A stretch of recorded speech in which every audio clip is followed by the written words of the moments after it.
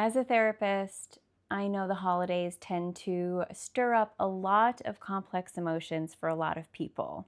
Yes, the holidays can be a time of joy, but also it can be a time of family tension, old wounds, feeling stuck in family roles we didn't consciously choose. So in honor of the holidays, today I have a list of books that I recommend that all have themes involving family dysfunction, generational trauma, breaking out of toxic cycles, unlearning patterns from our childhood. And if you're just looking for some validation, then I think you'll find it in some of these books I'm about to talk about.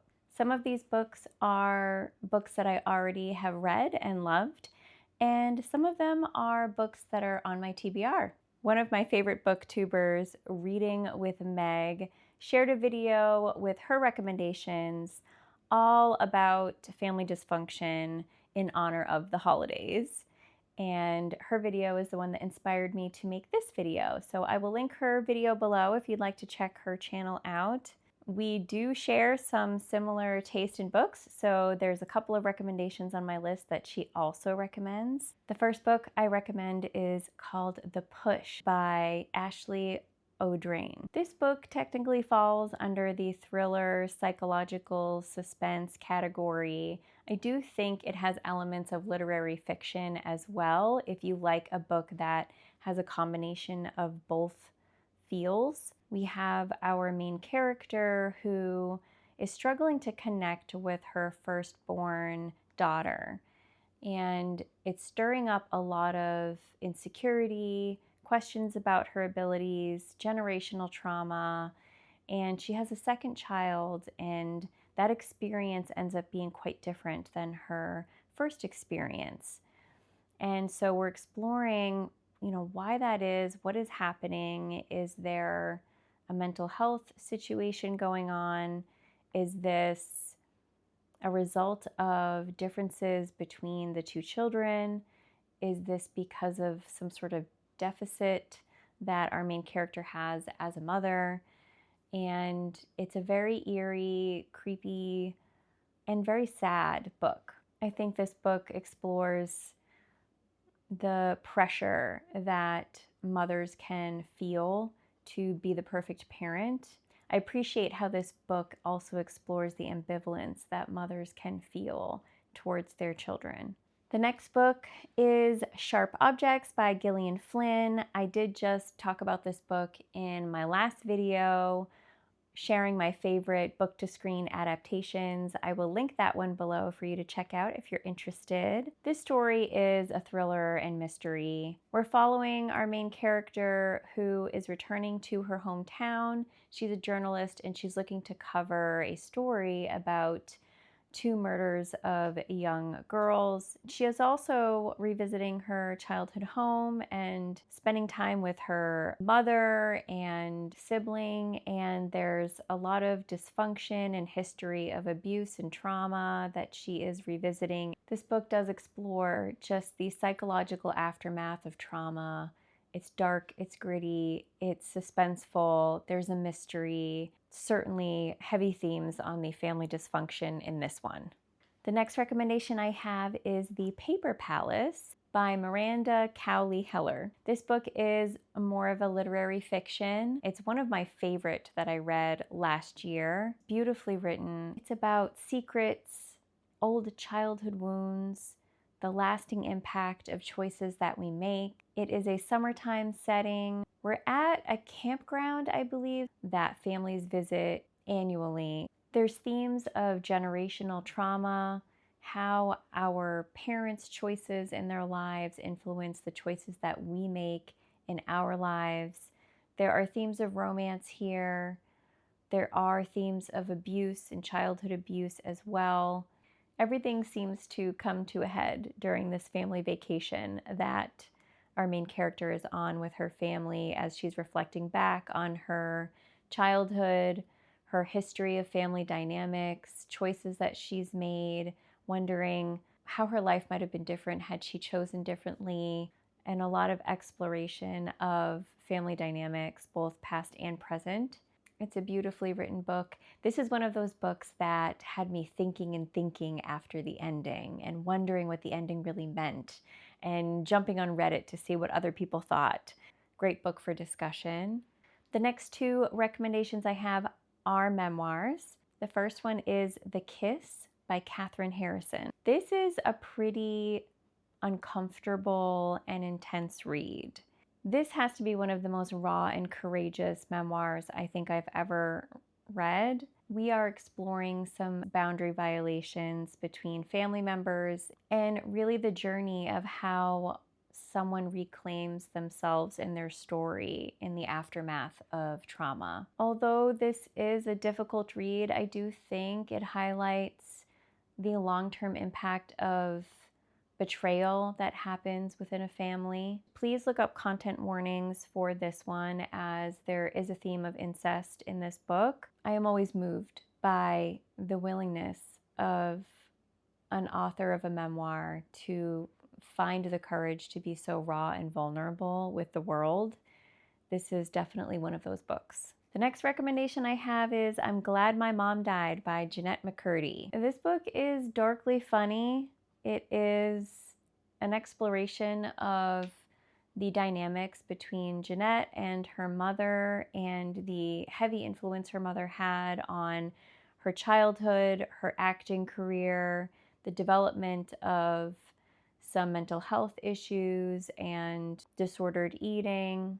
It's interesting to also get a glimpse of behind the scenes of what it's like for a child actor. Always fun to hear about some of the Hollywood gossip as well. I think this book would be incredibly validating for anyone who is navigating a very challenging relationship with a parent, especially a mother, that they feel is very controlling and just a complicated relationship. Okay, and I wouldn't be a therapist if I didn't have a couple of self-help or psychology-focused nonfiction books here. Adult Children of Emotionally Immature Parents by Lindsay Gibson. I'm not sure that I have ever felt more seen by a book. This book explores what happens in your childhood development when you have parents who are emotionally stunted in some way. Sometimes we use other language to describe this phenomenon, such as narcissistic or emotionally unavailable, gaslighting. There's a lot of buzzwords that are used sometimes inappropriately, but they're all trying to capture a similar experience, which is somebody who is a bit self-absorbed, self-centered, or just incapable of really putting themselves in someone else's shoes enough to connect with someone else with depth and meaning and a level of understanding I think we all crave, and we all crave from our parents. And so this book is incredibly validating if you feel like you've struggled to be seen or understood or heard by your parents, if you feel parents and other family dynamics consistently seem to interfere with your personal boundaries. I think this book not only is incredibly validating, but gives some very good concrete advice on how to manage such relationship dynamics. If you're not someone who's looking to completely cut off a relationship with a family member or a parent, and you're trying to get a better understanding of how to cope with a challenging relationship, this is your book. I 1000% recommend. The next book I have to recommend is How to Not Hate Your Husband After Having Kids by Jancee Dunn. Despite the funny title, this book really does tackle the challenges, the resentment that can build after a couple has kids. I found this book to be incredibly relatable. The writer is a journalist, however, she is interviewing and exploring and diving into the research from a variety of psychological resources and references. And she and her husband in this book even have a couples therapy session with one of my favorite therapists and writers, Terrence Real. And it was just so fascinating to hear about her journey with her husband, their experience of their difficulties after having their daughter, and all of the resources and support she was able to draw upon in order to make some really big improvements in her relationship with her husband. How they improved their communication, how they were able to reduce feelings of resentment and just overall improve the quality of their connection. Although she's a journalist exploring this topic, this book's full of therapist-approved strategies to bring you and your partner closer together, how to navigate some of the challenges of parenting together, and prioritizing your relationship and your connection. I will say this book had me laughing out loud many times. Now let's talk about some of the books with family dysfunction themes that are on my TBR. One of the books on my TBR is called The Vanishing Half by Brit, Bennett. This book explores a story of two twin girls that I believe are biracial. We explore their stories as they grow up and move out of their hometown, and they decide to lead very different lives. One of the twins is living a life that leans into her identity as a Black woman, and the other leans into a life that relies more on her ability to be white passing. It appears that this book aims to explore themes of identity, secrecy, family estrangement, the emotional toll reinventing yourself can have. It sounds really interesting. I've heard it's gotten very good reviews, and I'm looking forward to reading this one. The next book I have is Everything I Never Told You by Celeste Ng. This book explores a death that happens right at the beginning of this story within this family. And the family is seeking to understand what happened. My understanding is that this book explores the family dynamics that in the aftermath of this death are really brought to the forefront of the family's awareness and their own exploration as they're seeking to understand this tragedy. This book sounds incredibly sad. It just sounds like a book that would be full of what ifs and regrets and sorrow, how a family can break down. And it's intriguing. I'm curious to check it out. Okay, this next book has been on my TBR forever, and I keep saying I'm going to read it every winter, and this would be a great excuse and time to just go for it. It is The Great Alone by Kristin Hannah. I know she's quite a popular author, and I haven't read any of her books. This one has been on my wintertime TBR because it is, I believe, takes place in Alaska in a very wintry setting and sounds very atmospheric and would be great for this time of year, but also has themes of, you guessed it, family dysfunction, which is the theme of this video. This story follows a family who has moved to Alaska for a fresh start and focuses on the impact of untreated trauma. I believe the father in this family is a Vietnam veteran. This story does explore themes of domestic violence, the survival of a childhood with a parent who is wounded and perpetuating hurt, control, and violence. I believe this is a story of childhood survival and our resilience as human beings. It sounds like a heavy read. It seems to be one of the favorites by Kristin Hannah, so I am curious. This next book falls under a category, I believe, of weird literary fiction that I have recently put on my TBR. Motherthing by Ainslie Hogarth. This book is supposed to be dark, funny, elements of horror and suspense.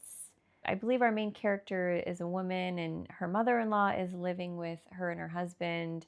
Something happens to the mother-in-law, and the book follows the journey of our main character and her grappling with grief and potential madness. We have perhaps supernatural elements happening here. It seems that this book is using horror elements as a metaphor for exploring motherhood, the pressure to be endlessly nurturing and maternal. I also find it kind of humorous that we're exploring a horror theme surrounding a mother-in-law.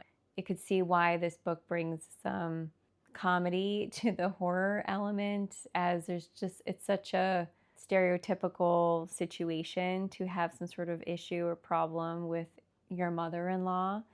And so I'm curious to see how this book explores that kind of family dynamic and maybe what message it has to offer through the story.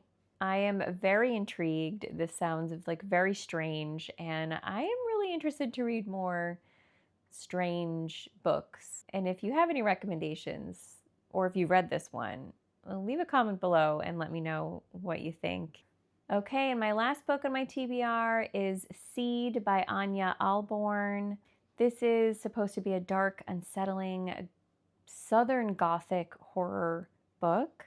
The story is about a father who has some sort of mysterious encounter while driving on a rural road that sets off a chain of events that bring his family to slowly unravel.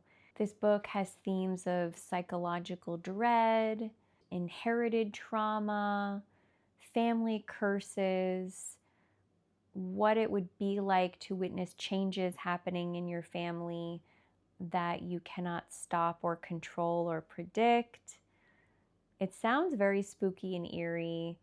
It honestly sounds like it could be a bit too horrifying for me, as I understand there is a 6-year-old daughter in this book, and that might be a bit too relatable for me in this phase of life. But I am curious if I have the courage to give it a try.